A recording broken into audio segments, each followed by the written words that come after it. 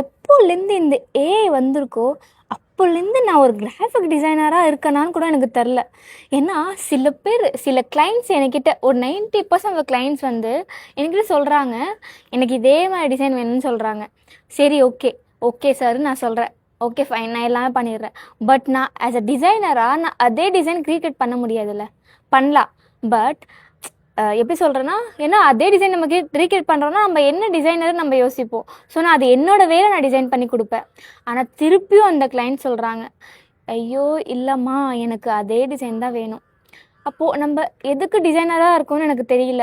அப்படி எனக்கு ஃபீல் ஆகுது இந்த ஏஐ வந்ததுலேருந்து. ஏன்னா எனக்கு ஒரு 90% அந்த கிளைண்ட்ஸ் வந்து இப்படி தான் வராங்க. அவங்களே ஒரு டிசைன் எடுத்துகிட்டு வந்துடுவாங்க, அதே ரீக்ரியேட் பண்ண சொல்லுவாங்க. இன்னும் ஒரு கொஞ்சம் இயர்ஸில் நீங்கள் பார்த்தீங்கன்னா அந்த ஏஐ வந்து உங்களுக்கு வந்து எடிட்டபிள் அண்ட் ஒர்க்கிங் ஃபைல் கூட கொடுத்துரும். அப்போ நம்ம டிசைனர் வேல்யூ எப்படி இருக்கும்னு எனக்கு தெரில. நீங்களே இப்படி சஃபர் பண்ணுறீங்களா? கமெண்ட்ஸ் பண்ணுங்கள் டிஎம்மில்.